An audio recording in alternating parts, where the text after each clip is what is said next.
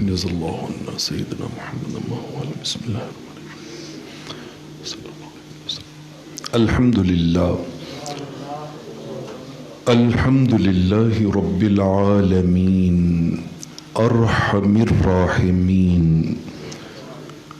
الذی ارسل حبیبہ رحمۃ للعالمین والصلاة والسلام على خاتم الانبیاء والمرسلین وعلى آلہ واصحابہ وآبائہ وازواجہ وعطرتہ وجمیع امتہ واہل سنتہ اجمعین اما بعد فاعوذ باللہ من الشیطان الرجیم بسم اللہ الرحمن الرحیم انما بغیکم یا ایہا الناس انما بغیکم علی انفسکم متاع الحیاة الدنیا ثم الینا مرجعکم فننبئکم بما کنتم تعملون صدق اللہ مولانا العظیم ان اللہ وملائکتہ یصلون علی النبی یا ایہا الذین آمنوا صلوا علیہ وسلموا تسلیما الصلاة والسلام علیک یا سیدی یا رسول اللہ وعلى آلك وأصحابك يا حبيب الله الصلاة والسلام عليك يا سيدي يا رحمة للعالمين وعلى وأصحابك يا شفيع المذنبين صلی اللہ علیہ وسلم۔ اللہ رب العالمین کا بے حد و حساب شکر ہے جس ذات حق کی توفیق سے ہم اس کی بارگاہ کرم میں حاضر ہیں۔ دعا ہے کہ رب کریم میدان محشر کی حاضری لواء الحمد کے سائے میں نصیب فرمائے۔ آج جس موضوع کو عنوان گفتگو بنانے کی سعادت نصیب ہو رہی ہے وہ ہے مثالی زندگی کے 4 اصول، آئیڈیل لائف، مثالی زندگی۔ یہ وہ مثالی زندگی نہیں ہے کہ جس پہ صرف دنیا والے تبصرہ کریں کہ یار اس کی تو زندگی بڑی مثالی ہے، نہیں، بلکہ یہ وہ مثالی زندگی ہے جس پہ دنیا کے ساتھ ساتھ 7 آسمانوں کے ملائکہ بھی کہتے ہیں کہ یار اس کی زندگی بڑی مثالی ہے۔ دائرہ وسیع ہو گیا نا، تو انسان کو ہمیشہ اس راہ کا انتخاب کرنا چاہیے جس راہ کا دائرہ صرف دنیا تک نہ ہو بلکہ اس کی عظمتیں، اس کی رفعتیں 7 آسمانوں تک ہوں۔ مجھے ایسی یاد آ گیا جب میدان احد میں سید الشہداء سیدنا امیر حمزہ رضی اللہ تعالی عنہ حضور علیہ السلام کے بہت ہی پیارے چہیتے چچا، رضائی بھائی بھی تھے، بچپن کے دوست بھی تھے، رشتے میں چچا بھی تھے، اور اگر آپ تاریخ پڑھیں تو جس طرح ان کو شہید کیا گیا ہے مطلب آنکھیں نکال لی گئی ہیں، کان کاٹ دیے گئے ہیں، ناک کاٹ دی گئی ہے، پیٹ پھاڑ دیا گیا ہے۔ ہمیں تو کبھی دین کے لیے سوئی بھی نہیں نہ چبھی، ہم نے تو دین کو بہت میٹھا میٹھا پایا ہے نا۔ دین کی قدر ان سے پوچھئے جنہوں نے دین کی خاطر تن من دھن وقت عزت طاقت حیثیت ہر شے کو قربان کیا ہے۔ پیٹ چاک کیا گیا ہے، اندر سے کلیجہ نکال لیا گیا ہے، دل نکال لیا گیا ہے، انہیں سوئے کے ساتھ رسی میں پرویا گیا ہے، کبھی کلیجے کو چبایا گیا ہے، مطلب پہچان نہیں ہو رہی، یوں چہرہ کو انہوں نے مسلح کر کے خراب کر دیا ہے۔ اور آقا علیہ الصلوۃ والسلام اتنا اس دن غم زدہ تھے اور اتنا رو رہے تھے آقا علیہ الصلوۃ والسلام جب یہ قربانی اتنی بڑی دی نا۔ میں نے کہا راستے کا انتخاب، تو آقا علیہ الصلوۃ والسلام نے، آپ نے فرمایا کہ حضرت امیر حمزہ کی بہن کو، جو ان کی سگی بہن تھی، حضور علیہ الصلوۃ والسلام کی پھوپھو جان حضرت سیدہ صفیہ رضی اللہ تعالی عنہا، ان کو اور باقی لوگوں کو آپ نے فرمایا اللہ کریم نے میرے حمزہ کی عزتوں کو بلندی دینے کے لیے 7 آسمانوں پہ بینر لگوائے، 7 آسمانوں پہ بینر لگوائے، اور فرمایا ان بینروں پہ ایک ہی جملہ لکھا ہوا ہے، حمزہ تو اسد اللہ و اسد رسول ہی، کہ حمزہ مصطفیٰ کا بھی شیر تھا، حمزہ خدا کا بھی شیر تھا۔ تو یہ مثالی زندگی کے 4 اصول، میں نے اس کی اہمیت کی طرف متوجہ کرنے کے لیے آپ کو یہ بات عرض کی ہے۔ میں نے سورہ یونس کی آیت نمبر 23 کے آخری الفاظ تلاوت کیے ہیں۔ اللہ جل مجدہ نے پوری نسل بنی آدم کو مخاطب کیا، یا ایھا الناس، اے لوگو، او مین کائنڈ، پوری نسل انسانی مخاطب کر کے خالق کریم نے فرمایا انما بغیکم علی انفسکم، اس بات میں کوئی شک نہیں ہے، 1% بھی شک نہیں ہے۔ ہوتا ہے نا کہ چلو یار مے بی مے ناٹ، ممکن ہے ہو ممکن ہے نہ ہو، انما یہ لفظ ایسا ہے کہ جو 100% کسی چیز کے ہونے کو بیان کرتا ہے کہ اس کے ہونے میں کوئی شک اور شبہ نہیں ہے۔ کس کے ہونے میں؟ فرمایا اس بات کے ہونے میں کہ بغیکم علی انفسکم، بغیکم علی انفسکم، یہ ہمیں صرف چھوٹی سی عربی فریز عربی جملہ یاد ہو جائے نا تو خدا کی قسم زندگی میں گناہوں سے بچنے کے لیے یہی 2-3 لفظ کافی ہیں۔ بغیکم علی انفسکم، بغیکم علی انفسکم، بغیکم علی انفسکم۔ اللہ نے فرمایا ہے میرے بندو یاد رکھنا ہے لوگوں، اس اصول اور ضابطوں کو بھول نہ جانا، بے شک تمہاری بغاوت، سرکشی، معصیت، نافرمانی، گناہ، تمہاری چالاکی، عیاری، مکاری، جو کچھ تم دنیا میں کرتے ہو نا، فرمایا یاد رکھنا علی انفسکم، اس کا نقصان کسی اور کو نہیں ہونا، اس کا نقصان تمہیں ہونا ہے، اس کا نقصان تمہیں ہونا ہے۔ مت سمجھنا کہ میں نے پرانا مال نیا کہہ کے بیچ دیا ہے تو میں نے نفع زیادہ کما لیا ہے۔ فرمایا نہیں، یہ جو تم نے ڈنڈی ماری ہے اس کا نقصان کس کو ہونا ہے؟ تمہیں ہونا ہے، وہ گاہک کو نہیں ہوا اس کا نقصان، اس کا نقصان تمہیں ہوا ہے۔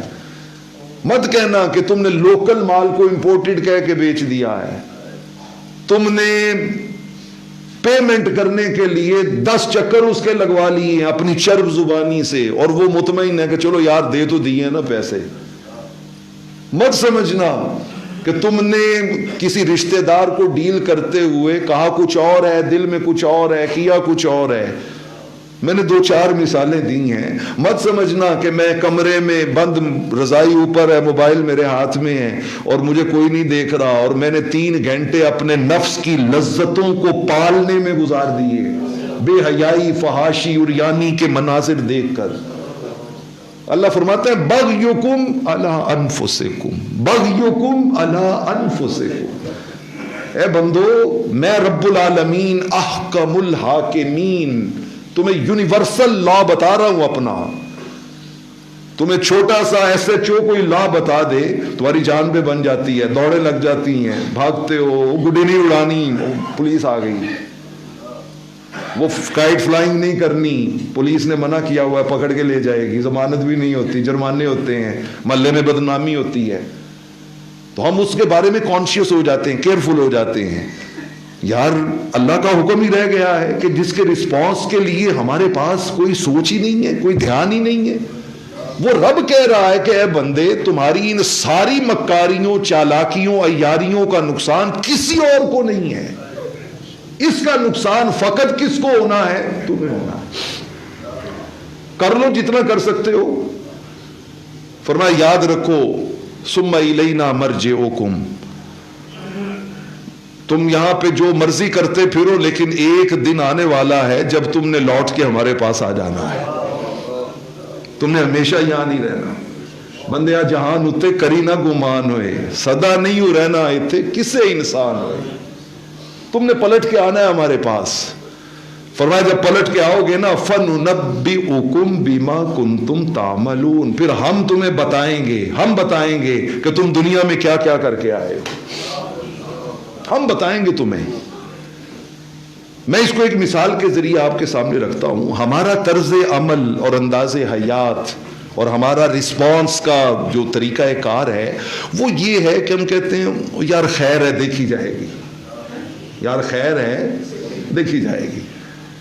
یہ کہہ کے ہمارا نفس ہمیں بہت ریلیکس کر دیتا ہے، ہم ایزی ہو جاتے ہیں کہ یار خیر ہے، ابھی بڑی زندگی پڑی ہے، معافی مانگ لیں گے، توبہ کر لیں گے، پھر حضور کی شفاعت بھی ہونی ہے، پھر فلاں کام بھی ہونے ہیں. تو ہم اس موومنٹ میں خود کو ریلیکس اور مطمئن کر لیتے ہیں اور اپنے اس عمل کو جسٹیفائی کر لیتے ہیں. یہ ہمارا طرز حیات ہے، یہ ہمارا رہن سہن کا انداز ہے.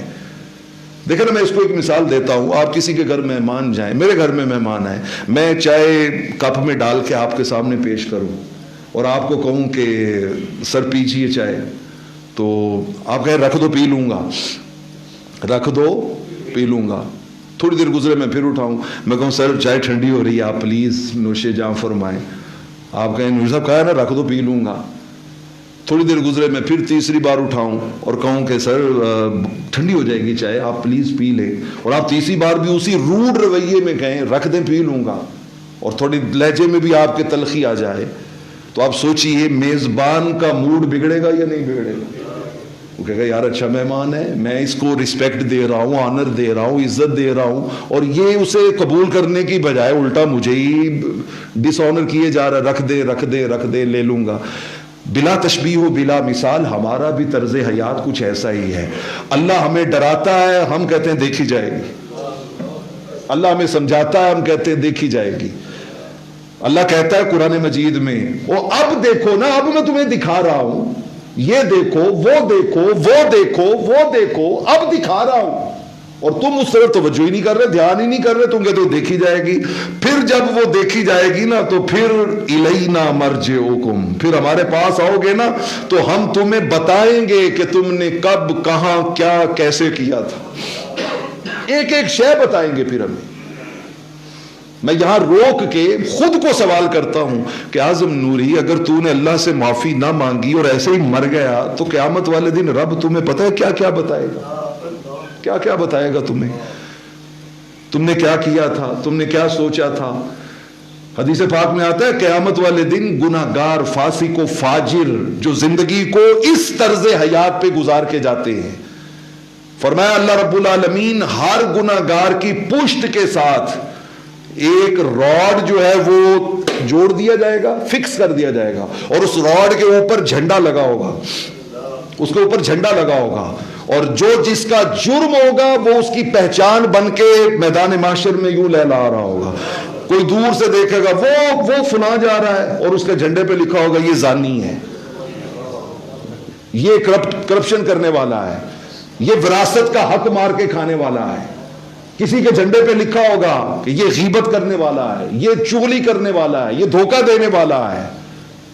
دوستان عزیز، آج تو ہمارے بیٹے، ہمارے عزیز، ہمارے بھانجے بھتیجے، دنیا والے، آپ بیٹھے سامنے، پروفیسر صاحب بڑی اچھی گفتگو کر رہے ہیں جی، ممبر پہ بیٹھے ہوئے ہیں، آپ اپنی محبت اور پیار میں ہاتھ بھی چوم لیتے ہیں، آپ پیار بھی کرتے ہیں، آپ عزت سے مخاطب بھی کرتے ہیں، اور اگر قیامت والے دن میری پشت پہ ایسا جھنڈا لگا ہوا، اللہ نہ کرے، اللہ نہ کرے، اللہ نہ کرے، تو میں کیسے فیس کروں گا آپ کو؟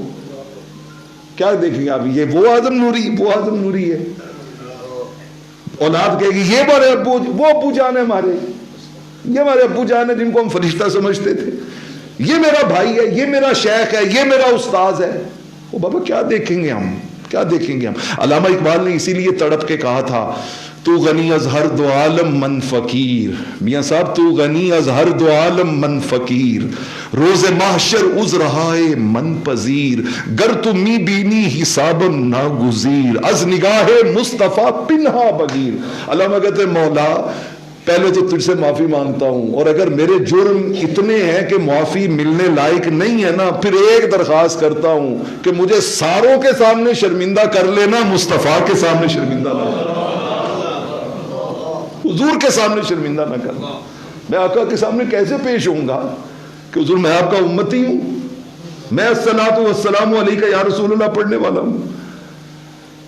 میں نے یہ تھوڑی سی تمہید آپ کے سامنے رکھی ہے، اور ٹاپک کی طرف پھر آپ کو متوجہ کرتا ہوں کہ ہمارا آج کا ٹاپک ہے مثالی زندگی کے 4 اصول۔ مثالی زندگی کے 4 اصول۔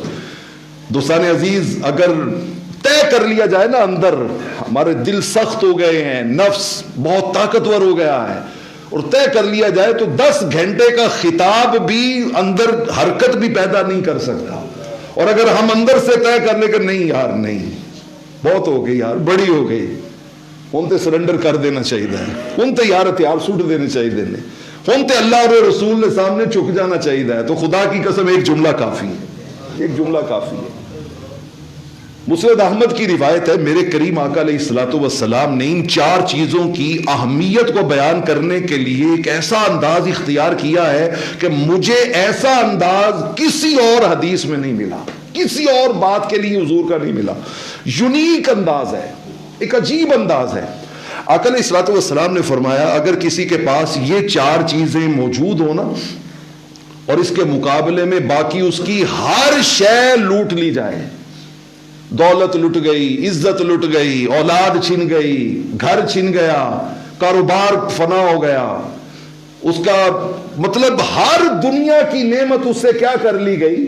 چھین لی گئی۔ اولاد بھی کوئی نہیں ہے، بیوی بھی کوئی نہیں ہے، اولاد گھر بھی کوئی نہیں ہے، کاروبار بھی کوئی نہیں ہے، گاڑی بھی کوئی اٹھا کے لے گیا ہے، ہر دنیا کی نعمت کسی نے اس سے چھین لی، لیکن اس کے پاس کتنی چیزیں رہ گئیں؟ یہ 4۔ آقا فرماتے ہیں میں اسے گارنٹی دیتا ہوں اس کا سرے سے کوئی نقصان ہوا ہی نہیں، اس کا سرے سے کوئی نقصان ہوا ہی نہیں۔ 4 من کن فیک فلا علیک اذا ما فاتک من الدنیا کما قال۔ کسی بندے کی ساری دنیا لٹ جائے، ساری زندگی کی محنت کی کمائی لٹ جائے، لیکن اس کے پاس یہ 4 چیزیں موجود ہیں، تو میں نہیں کہہ رہا، کوئی محدث مفسر فقیہ نہیں کہہ رہا، رحمت کونین فرما رہے ہیں کہ وہ پریشان نہ ہو، غم نہ کرے، دکھ میں نہ جائے، میں کہتا ہوں اس کا کوئی نقصان نہیں ہے۔ اب تو میرا خیال ہے آپ توجہ سے 4 چیزیں حضور علیہ السلام کی عطا سمجھ کے اپنے سینوں میں سمانے کی کوشش کریں گے۔ پہلی چیز، میرے کریم آقا علیہ الصلوۃ والسلام نے ارشاد فرمایا، حفظ الامانہ۔ جو بندہ آنیسٹ ہو نا، دیانت دار ہو، امانت دار ہو، اس نے زندگی پوری امانت و دیانت سے گزاری ہو، کسی کو دھوکہ نہ دیا ہو، کسی کا کوئی نقصان نہ کیا ہو، کسی کے ساتھ اس نے بد خیانت نہ کی ہو۔ دیکھنا یہ جو منصب ہوتے ہیں یہ بھی تو امانت ہے نا۔ میں اکثر اپنی مثال دیا کرتا ہوں کہ میں اپنے پیریڈ میں 10 منٹ لیٹ جاتا ہوں اور 10 منٹ پہلے چھوڑ کے آ جاتا ہوں، تو میں اپنے عہدے میں بددیانتی کر رہا ہوں، میں ڈس آنیسٹ ہوں اپنے عہدے میں، میں اپنے بچوں کے لیے رزق حلال نہیں لا رہا، میں رزق حرام لا رہا ہوں۔ میں نے کل بھی ایک کلاس میں یہ بات کی، میں نے کہا بیٹا آپ دیکھتے ہو میں کلپتا ہوں، بار بار آپ کو متوجہ کرتا ہوں، بار بار آپ کو احساس دلاتا ہوں، تو بیٹا میرا آپ کے ساتھ کوئی جھگڑا ہے؟ میرا آپ کے ساتھ کوئی وراثت کی تقسیم ہونی ہے؟ میں نے کہا بیٹا میں یہ سب کچھ اس لیے کرتا ہوں کہ میں اپنے بچوں کو حلال کھلانا چاہتا ہوں، میں انہیں رزق حلال کھلانا چاہتا ہوں۔ کسی عہدے کسی منصب پر رہتے ہوئے بددیانتی کرنا یہ اتنا بڑا جرم ہے۔ میں آپ کو ایک حدیث سناتا ہوں، سنن مسند احمد کی، حضرت انس بن مالک رضی اللہ تعالیٰ عنہ 10 سال حضور کی خدمت میں رہے۔ کتنا؟ خلوت، جلوت، مسجد، گھر، سفر، حضر، خطبات جمعہ، خطبات عید، خطبات جہاد، مطلب کوئی شے انہوں نے حضور علیہ السلام کی مدنی زندگی کی مس نہیں کی۔ ہر جگہ حضور کا ہر خطبہ سنا ہے۔ پتہ ہے وہ کیا کہتے ہیں؟ وہ کہتے ہیں خدا کی عزت کی قسم میں نے حضور کے ہر خطبے میں یہ 2 جملے کبھی مس ہوتے نہیں دیکھے۔ نئے نئے موضوع آتے تھے تو آقا علیہ السلام ہر نئے ٹاپک پہ بات کرتے تھے، لیکن یہ 2 جملے حضور کے ہر خطبے میں ہوتے تھے، ہر خطبے میں۔ آقا ایک جملہ کہا کرتے تھے، لوگوں جس بندے میں وعدہ پورا کرنے کی صفت نہیں ہے نا، اس کا سرے سے دین ہی کوئی نہیں ہے۔ جو وعدے کو اہمیت نہیں نہ دیتا اور وہ کہتا ہے کہ کوئی بات نہیں ہے۔ ہمارے ہاں تو بدقسمتی اور بد نصیبی سے ناراض نہ ہوئیے گا، یہ مطلب جتنے بھی پروفیشنل کام کرنے والے ہمارے بھائی اور دوست ہیں، آپ کسی پلمبر کو فون کر لیں، کسی الیکٹریشین کو فون کر لیں، الا ماشاءاللہ اچھے لوگ ہر پروفیشن میں ہوتے ہیں۔ ہمارے پروفیشن میں دیکھ لیں، آپ کسی عالم سے ڈیل کر لیں، کسی نعت خان سے ڈیل کر لیں، کسی محدث سے آپ ڈیل کر لیں، سو کالڈ، تو ہمارے معاشرے کے اندر بڑی معذرت کے ساتھ بدقسمتی اور المیہ ہے یہ کہ ہم وعدے کو وعدہ کنسیڈر ہی نہیں کرتے، سمجھتے ہی نہیں۔ ہم یہ سمجھتے نہیں کہ ہم وہ عمل کر رہے ہیں جس کے نتیجے میں آقا علیہ الصلوۃ والسلام نے سرے سے دین کو نفی کر دی ہے کہ اس میں دین ہے ہی کوئی نہیں جو وعدہ پورا نہیں کرتا۔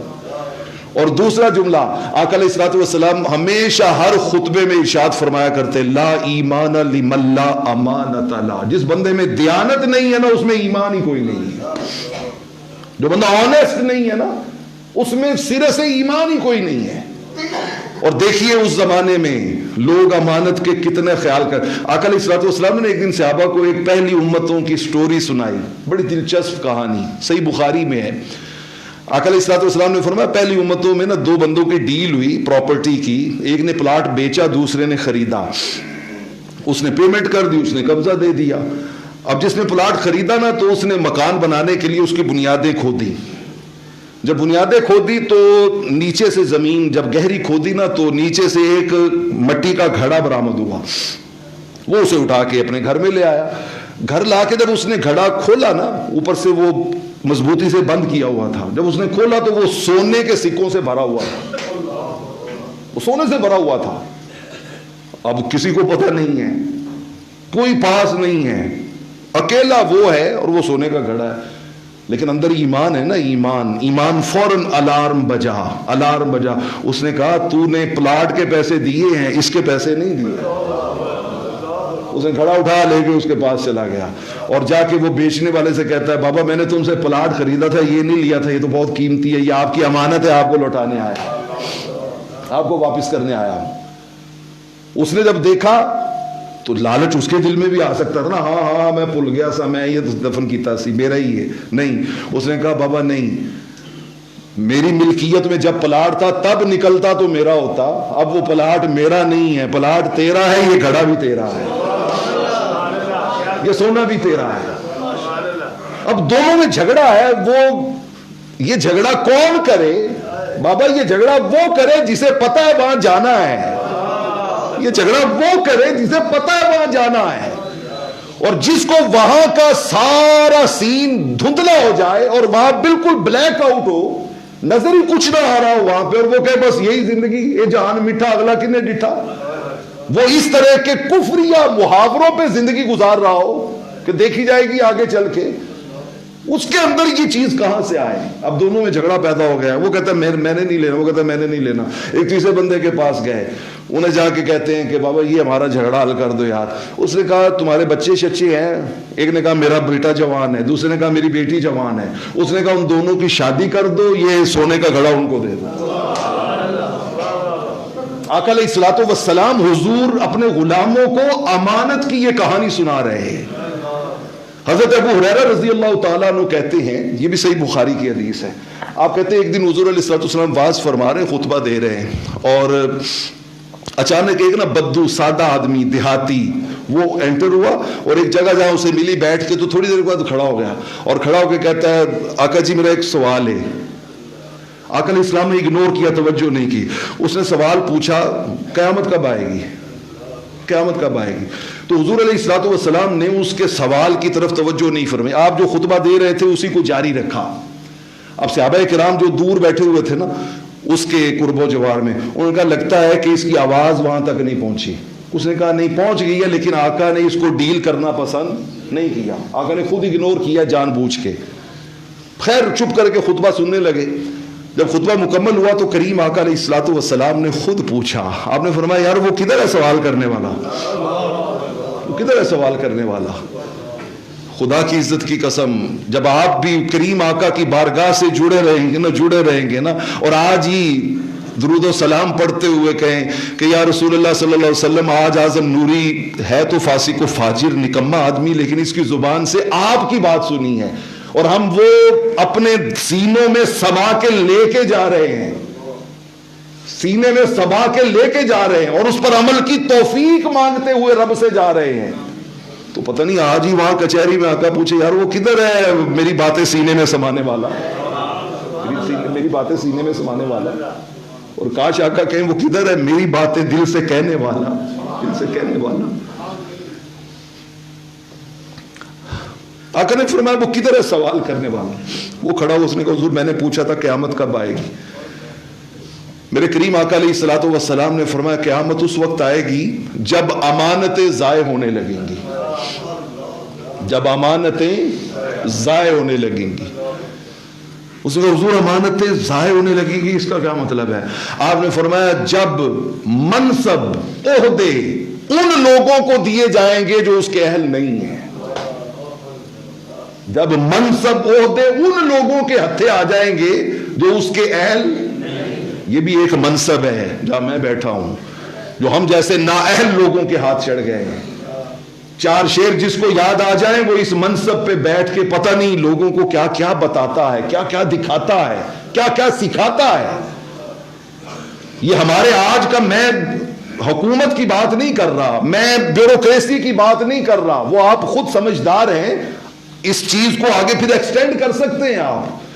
میں تو اپنے پروفیشن کی بات کر رہا ہوں کہ میرا اپنا پروفیشن خدا کی قسم اتنے نااہل لوگوں کے ہتھے چڑھ گیا ہے کہ جہاں پر قرآن کے نام پر، حدیث کے نام پر، دین کے نام پر، شریعت کے نام پر لوگوں کے سینوں سے ایمان نکالا جا رہا ہے اور گمراہی ڈالی جا رہی ہے. فرمایا جب وہ زمانہ آ جائے نا کہ نااہل لوگ عہدوں پہ بیٹھنے لگ جائیں، منصبوں پہ بیٹھنے لگ جائیں، مسندوں پہ بیٹھنے شروع ہو جائیں، تو فرمایا یاد رکھنا پھر قیامت کیا آ گئی ہے، قریب آ گئی، قریب آ گئی. تو دوستان عزیز پہلی شے جس کے ہوتے ہوئے ساری دنیا بھی آپ کی لٹ جائے تو نقصان کوئی نہیں ہے، وہ کیا ہے؟ امانت. کیا چیز ہے؟ امانت. اب میں اگلی تین چیزیں آپ کے سامنے عرض کرتا ہوں. خدا کی قسم میرے پاس الفاظ نہیں ہیں لچھے دار کہ میں آپ کو کلابے ملا کے مترادفات کے بتاؤں یہ ہے وہ ہے، اشعار پڑھ کے سناؤں. او بابا ان چیزوں سے نکل آؤ یار، نکل آؤ. میرے الفاظ اوقات ان کی کیا ہے، میرے اشعار حیثیت ان کی کیا ہے. میں آپ کو وہ لفظ سنانے جا رہا ہوں جن لفظوں نے میرے کریم آقا کے لبوں کے بوسے لیے. ان لفظوں کو اپنے دلوں میں اتارو، ان لفظوں کو دلوں میں اتارو. ایک امانت. دوسرا حضور علیہ الصلوۃ والسلام نے ارشاد فرمایا صدق الحدیث، سچ بولنا. دوسری خوبی کیا ہے؟ سچ بولنا. نقصان ہوتا ہے ہو جائے لیکن جھوٹ نہیں بولنا، جھوٹ نہیں بولنا، سچ بولنا. میرے ایک بہت ہی قریبی عزیز انہوں نے مجھے بات بتائی. ان کا جاپان میں نا کسی گاڑی کے ساتھ ایکسیڈنٹ ہو گیا جس میں گاڑی کا نقصان ہوا، بندے بچ گئے، بندے بچ گئے. اب وہ جو کلمہ گو مسلمان تھے نا، کلمہ گو مسلمان، مطلب یہ ریالٹی ہے ہمارے معاشرے کی. برکتیں کہاں سے آئیں، رحمتیں کہاں سے آئیں، یہ ذلت عزتوں میں کہاں سے بدلیں. ان کا ایکسیڈنٹ ہو گیا، اور ایکسیڈنٹ میں نا وہ جو پاکستانی احباب تھے مسلمان، انہوں نے کہا کہ جی قصور ہمارا نہیں ہے، وہ دوسرے بندے کا ہے، جاپانی کا ہے۔ دوسری گاڑی میں جاپنیز تھا، اس نے کہا جی وہ جاپانی کا قصور ہے۔ پولیس آ گئی، اب وہ دوسرا جو ہے وہ خوفزدہ جاپانی ہو کے تو وہ بیچارہ چپ ہے کہ ٹھیک ہے جی میرا ہی قصور ہے۔ ان کا وہ جو جس نے چرب زبانی سے اس کو مطمئن کیا تھا نا، مطمئن کیا تھا کہ قصور میرا نہیں اس کا ہے، تو ظاہر ہے جاپان میں جس کا قصور ہو سارا خرچہ پھر اسی کو ڈلتا ہے، ساری پیمنٹ اسی کو کرنی پڑتی ہے۔ تو کہتے ہیں جب وہ پولیس وہ لکھنے لگے نا، تو اس پاکستانی مسلمان کی ساس محترمہ جو نان مسلم تھی وہ اندر سے بول پڑی، اس نے کہا میرا داماد جھوٹ بولتا ہے، وہ سچا ہے۔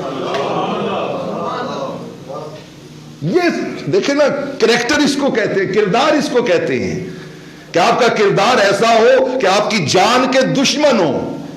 اور ہرقل روم پوچھے کیسر روم اپنے دربار میں کہ بتاؤ نا ابو سفیان جس کے بارے میں تم باتیں کر رہے ہو وہ بات کرنے میں کیسے ہیں؟ تو وہ کہنے پہ مجبور ہے کہ کیسر روم اس سے زیادہ سچا ہم نے دیکھا ہی نہیں۔ صدق الحدیث، سچ بولنا۔ تیسری چیز رحمت کونین صلی اللہ علیہ وآلہ وسلم نے ارشاد فرمایا حسن الخلیقہ، اچھے اخلاق، اچھے اخلاق، اخلاق سے پیش آنا۔ یہ اخلاق نہیں ہوتے کہ بڑوں کو میرا سلام اور ہو، مال والوں کو، اور غریبوں کو سلام اور ہو۔ بڑوں کے لیے، مالداروں کے لیے معاشرے کے اندر میری ڈیلنگ کے انداز اور ہوں، اور غریبوں کے لیے انداز اور ہوں۔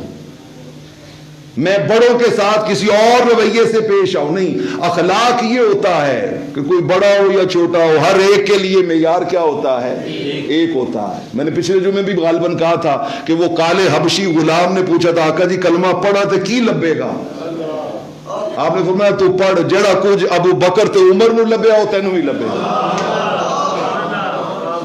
یہاں معیار ایک ہوتا ہے، یہاں معیار ایک ہے۔ تو آپ نے فرمایا حسن اخلاق، آپ کے اخلاق اچھے ہو۔ اور چوتھی چیز میرے کریم آقا علیہ الصلوۃ والسلام نے ارشاد فرمایا کہ عفت فی تہمۃ، رزق حلال ہو، تمہاری روزی کیا ہو؟ حلال ہو، گھر میں رزق حلال آتا ہو۔ اب میں ان چار چیزوں کو پھر آپ کے سامنے اور اپنے سامنے رکھتا ہوں کہ آپ کی زندگی میں یہ چار کام آ جائے نا، امانت، سچائی، رزق حلال، رزق حلال اور اچھے اخلاق۔ حضور نے فرمایا جس کی سیرت میں، جس کے کردار میں یہ چار خوبیاں ہیں نا، باقی ساری دنیا کوئی اس کو دے کے اس سے چھین لے، لوٹ لے، تو میں اس کو گارنٹی دیتا ہوں اس کا کوئی نقصان نہیں ہوا، اس کا کوئی نقصان نہیں ہوا۔ یہ ہے اسلام کا بنیادی پیغام، ایک مسلمان اور حضور کے غلام کا بنیادی کردار۔ بابا میں بھی سوچوں، آپ بھی سوچیں کہ یار ان چاروں میں سے مجھ میں کتنی ہے کتنی نہیں ہے۔ اگر میں سچ بولتا ہوں تو روزی کے معاملے میں ڈنڈی مارتا ہوں تو مجھے اس پہ محنت کرنی چاہیے۔ اگر میں تین چیزوں میں اچھا ہوں، حسن اخلاق میں گڑبڑ ہے تو مجھے اس پہ محنت کرنی چاہیے۔ اور میں آج سجدے میں سر رکھ کے رب سے کہوں، اور میں تو کم از کم سر رکھ کے یہ کہوں گا یا اللہ مجھ میں تو ان چاروں میں سے کچھ بھی نہیں، ان چاروں میں سے میرے اندر تو کوئی شے بھی نہیں ہے یا اللہ۔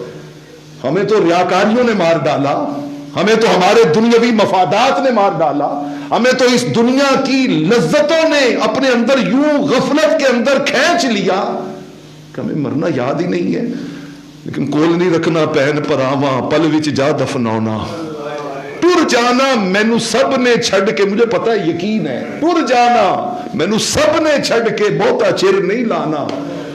آزم نوری مک جانے سب جھگڑے تیرے، ہیٹھ مٹی جد آنا، اس دن صادق رستے نو مینو کسے نہیں آن منانا۔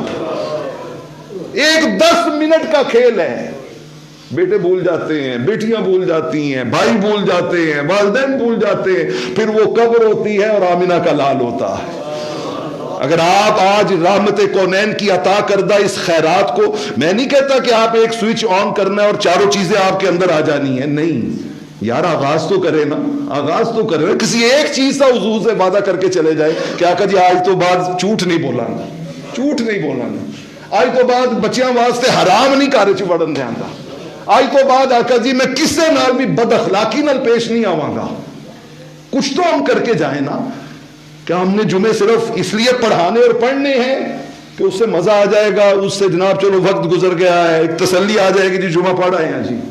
دوستان نہیں، میں پھر 4 چیزیں کریم آقا کی زبان میں ادا کر کے بات کو ختم کر رہا ہوں۔ آقا علیہ الصلوۃ والسلام نے فرمایا جس نے اپنے اندر یہ 4 خوبیاں پیدا کر لیں، اس سے اس کی ہر شے چھین لی جائے پھر بھی اس کا کوئی نقصان نہیں ہوا۔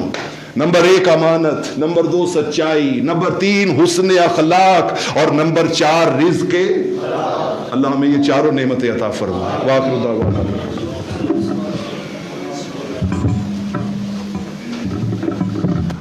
یا اللہ تیرا شکر۔